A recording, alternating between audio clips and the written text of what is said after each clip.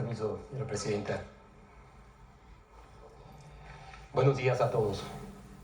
Hoy se da un paso importante en la justicia social para los trabajadores. Reconocemos el cumplimiento del compromiso que hizo nuestra presidenta el 1 de mayo de que se diera inicio al debate para llegar a los acuerdos sobre cómo implementar la reforma laboral de 40 horas a la semana. Muchas gracias, presidenta, por hacer suyo también esa demanda legítima de los trabajadores. De igual manera, le agradecemos al maestro Marat Bolaños por escucharnos a todos con los distintos puntos de vista y propuestas, por su visión y compromiso de impulsar una agenda política laboral para alcanzar un bienestar compartido y con justicia social.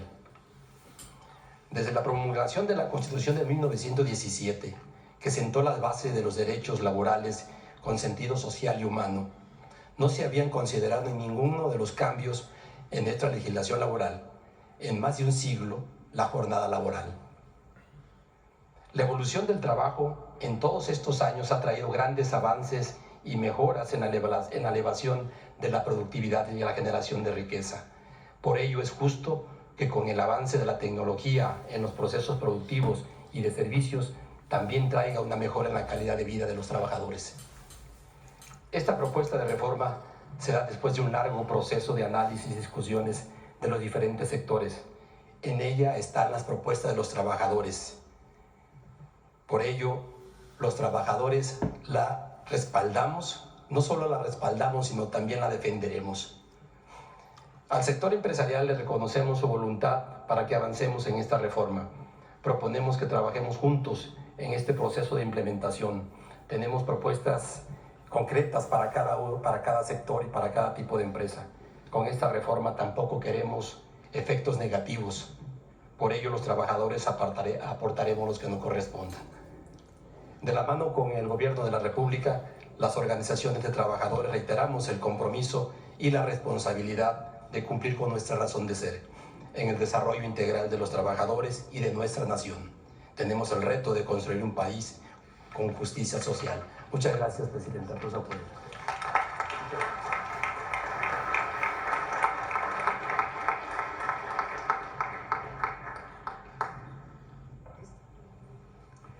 Bueno, pues ahora sí pasamos a las preguntas. Al final, si quieres hacer una...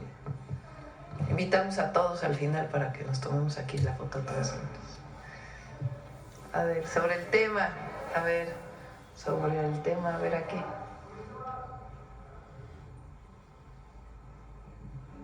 Gracias, presidenta. Buenos días, Joana Flores de Grupo ASIR. Sobre este tema, presidenta, preguntarle, bueno, hemos visto cómo se ha mantenido el tema de la inflación, pero ¿cómo van a garantizar que para 2026 también con este incremento salarial se pueda controlar la inflación en el país? No está aquí la Secretaría de Hacienda, pero es algo que trabajamos con ellos.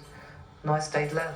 Trabajamos con ellos también consultaron con Banco de México y no tiene impactos en la inflación. Es decir, lo que representa, ahora lo puede explicar Marat con más detalle, pero lo que representa la parte laboral en el costo de producción no implicaría incrementos ni en los productos y por lo tanto tampoco en la inflación. No sé si quieres comentar algo más. Sí, con su permiso, presidenta. Tal cual comentar que en los últimos años, con los incrementos que se han hecho al salario, esto se hace en el seno de la Comisión Nacional de Salarios Mínimos. El día de hoy, además, nos acompaña aquí su presidente, Luis Munguía, a quien además puedo y debo más bien extender un reconocimiento de igual manera por su profesionalismo, por el trabajo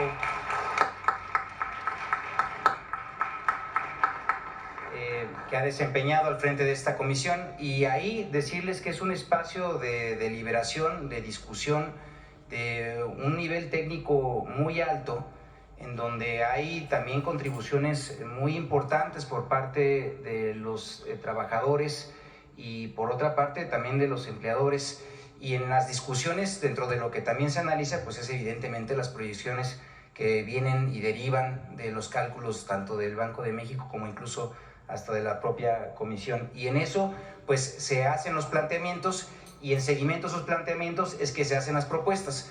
Nunca se hace una propuesta que esté por encima o fuera de los cálculos que se tengan establecidos. Y pues para muestra basta un botón. A la fecha ha habido un incremento, como ya mencionamos, de cerca del 145%, y eso no ha significado un incremento en inflación. Esto deriva además que estos acuerdos de los incrementos salariales son resultado nuevamente de un consenso que se hace en el seno de esta comisión, y por eso es que tenemos con ello también la certidumbre de que no habrá un impacto en ello, además de la suma a la estrategia de PASIC, que es justamente lo que nos permite con ello dar seguimiento a que los precios pues den, digamos, un comportamiento regular sin ningún tipo de sobresalto.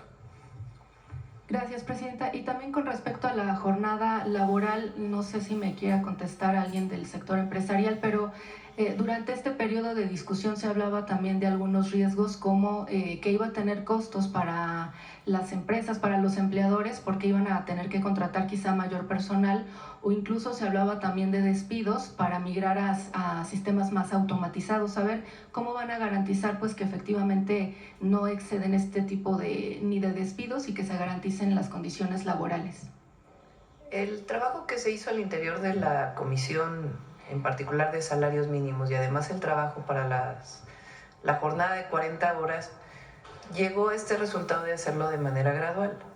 El 2026 las empresas harán pues las adecuaciones necesarias para garantizar que en el 2027 sea la jornada de 46 horas, y así sucesivamente reduciendo 2 horas hasta llegar al 2030, que ya sería de 40 horas. Se ha demostrado en el mundo entero. Recientemente leía una nota de uno de los países nórdicos que incluso redujeron a 36 horas, porque ha representado mayor productividad para las empresas.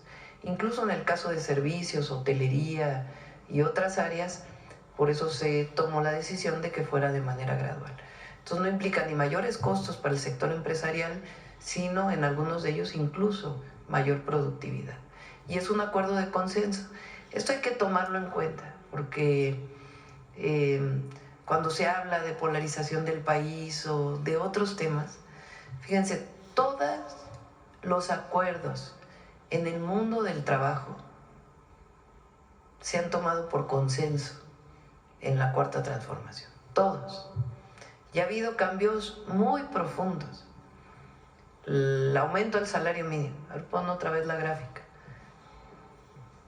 Durante años se dijo que no podía subir el salario mínimo, que eso iba a provocar inflación, que ya no iba a haber inversión en el país extranjera, y estamos en récord de inversión extranjera directa, no ha habido inflación y el salario mínimo está aumentando del 2018 a la fecha en 154%. Recuerden que el salario mínimo en el 2018 estaba en 123 pesos, 124.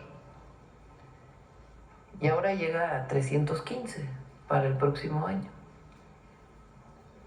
Si vemos, ve la siguiente gráfica. El nivel más alto del salario mínimo en nuestro país fue en el 76, en 1976. Correspondería, esto está en pesos constantes evidentemente, ¿no? Porque han pasado muchos años, hasta 3 ceros le han quitado al peso. Está en pesos constantes, es como si los pesos de 1976 equivaldrían a los pesos del 2025 o 26. Entonces incluso todavía estamos por debajo del salario mínimo que tenían las y los trabajadores en 1976. Y el objetivo es, en acuerdo, poder llegar a un nivel similar. Entonces, fíjense los cambios que ha habido. Aumento al salario mínimo, de manera muy importante. Desaparición del outsourcing, que parecía como algo imposible de alcanzar, y a partir de acuerdos, negociaciones, diálogo, se llegó a lo que tenemos ahora, que es que no puede haber subcontratación. Tercero, todo lo que tiene que ver con la justicia en el mundo laboral, que cambió radicalmente. Las pensiones también aumentaron. ¿Qué más? reparto de utilidades, lo que ha implicado. Y ahora la semana de 40 horas. Vacaciones, afores, disminuyeron las comisiones de las afores. Fíjense, plataformas digitales, Leycilla. Bueno, son 10. Y todo por consenso. Y lo que queremos es que siga habiendo consenso, que sigamos trabajando conjuntamente, porque lo que queremos es que siga habiendo inversión en nuestro país, que haya ganancias razonables para las y los empresarios y que los trabajadores las y los trabajadores cada vez estén mejor. De un salario de 3,000 pesos a un salario de 9,500 pesos. Y con una canasta básica o una parte de la canasta básica que no solo no aumenta, sino disminuye el precio gracias al acuerdo del PASIC, pues es un muy buen acuerdo. Si a esto le sumamos el acuerdo voluntario, porque también es voluntario, con las y los gasolineros, para tener un precio máximo de la gasolina, pues eso ayuda mucho a no aumentar inflación y que siga habiendo mejora en la calidad de vida de las y los trabajadores. ¿Qué ha logrado eso? 13.5 millones de mexicanos menos en la pobreza.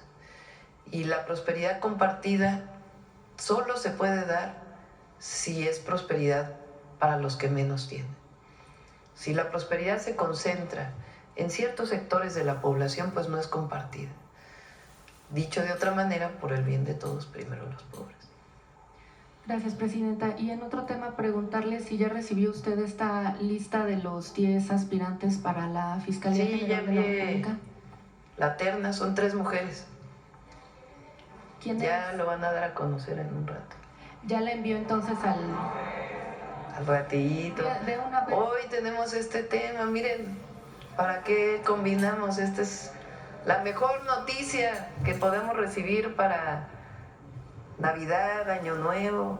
Este es en este momento lo más importante. Solo preguntarle por qué consideró únicamente a 3 mujeres y no a algún Pues porque es tiempo de mujeres. Y preguntarle también, bueno, si ya nos puede decir si viajará a Washington el viernes para el sorteo. Yo creo que sí voy a ir. Yo creo que sí voy a ir. Ya viajaría el jueves, el mismo viernes. Mañana les platicamos cómo va a estar. Tendría que ser. Es un evento muy corto. Ayer hablé con el presidente de la FIFA y también Secretaría de Relaciones Exteriores tuvo conocimiento a través de el Departamento de Estado de los Estados Unidos, que por supuesto que estoy invitada y que estaría contento el presidente Trump de recibirnos allá.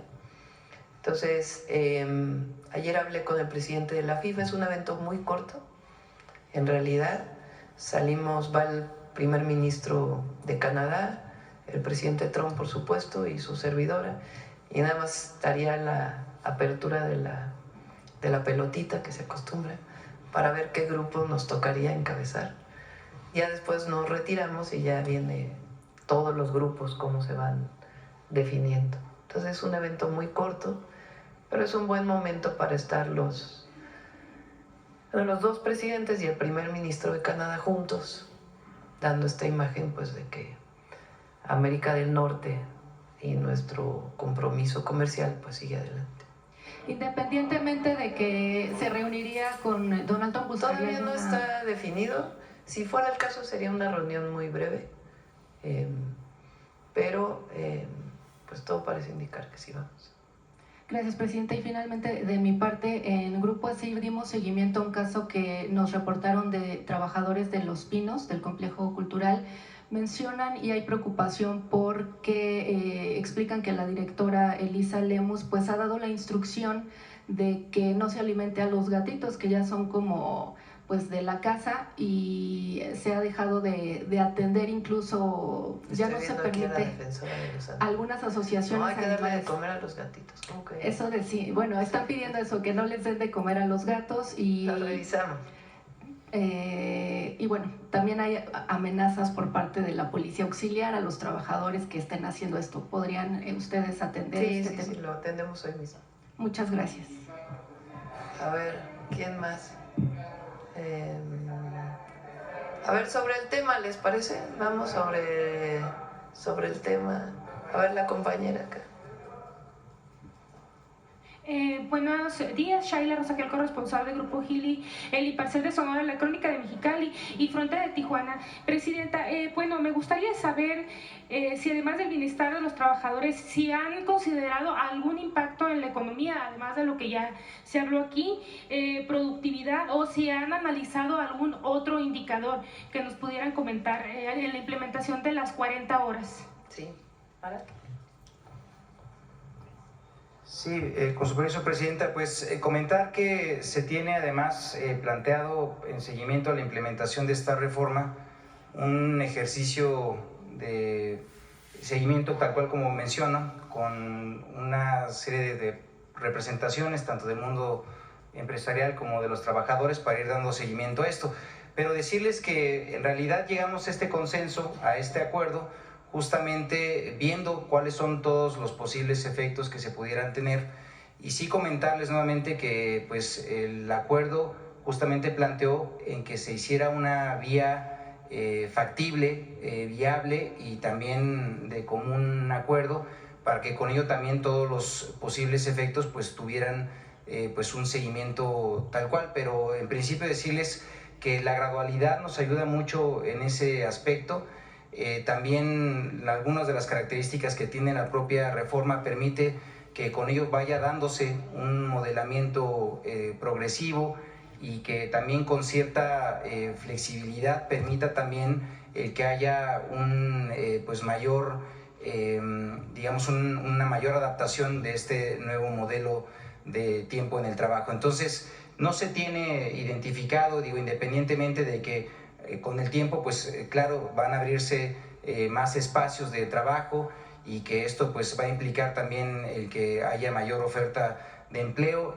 Pues también lo que podemos decir es que como México no es el único país que ha avanzado en la implementación de una jornada de 40 horas y además muchos países ya lo han hecho también de manera gradual, podemos decir que también han podido ya ser constatados los beneficios de esa implementación gradual sin mayor impacto. Entonces estamos muy ciertos que con la medida que se ha implementado, con los acuerdos que se han logrado, vamos a tener con ello un modelo muy sólido que va a dar beneficios con toda claridad y nitidez para las y los trabajadores y también para la economía.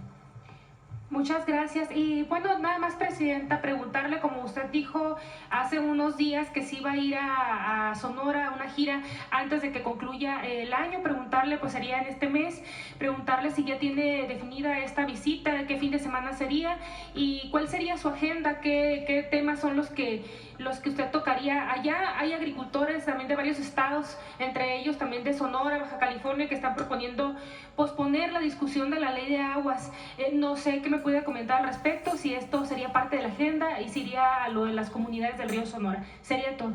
Sí, sobre la ley de aguas, incluso salen hoy varios desplegados y de varias organizaciones diciendo que están de acuerdo con la ley de aguas. La esencia de por qué propusimos la ley, el cambio a la ley de aguas nacionales, es para proteger el recurso natural, evitar su sobreexplotación y garantizar el derecho al agua. Y dejar de ver el agua como una mercancía y verla como un recurso y como un derecho. Y para ello se limita, como lo planteamos desde el principio, que es la esencia del cambio en la ley de aguas nacionales, el que se pueda mercantilizar la transmisión de derechos. Siempre debe participar la Comisión Nacional del Agua de una manera expedita y totalmente transparente. Entonces, eso se mantiene. Hubo algunos cambios en los que estamos de acuerdo, que se dieron durante todo este periodo de diálogo particularmente en la Cámara de Diputados, que tiene que ver con el agua para riego principalmente, en donde muchos ejidatarios planteaban que si cedían los derechos a un familiar, por ejemplo, ¿qué iba a pasar con el pozo que tenían ahí? Entonces se hace de manera expedita la transmisión de esos derechos.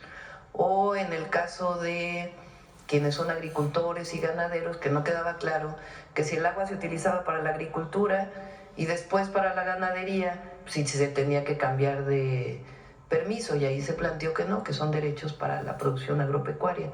En fin, temas de este tipo que se fueron clarificando en todas las mesas de diálogo y que pues esta preocupación que tenían mucho por noticias que se dieron que no eran ciertas, pero que garantizan que quede más claro en la ley. Se trabajó desde las organizaciones campesinas, con productores, pequeños productores, hasta con el Consejo Nacional Agropecuario. Se trabajó con CAMIN, con otras cámaras industriales, y se trabajó también con municipios y otras áreas. Entonces, más bien quien no está de acuerdo, pues es quien tiene muchísimas concesiones de agua, que no usan muchas de ellas, o concesiones ilegales de agua que hoy se tienen que poner en orden. Pero es algo indispensable en el país.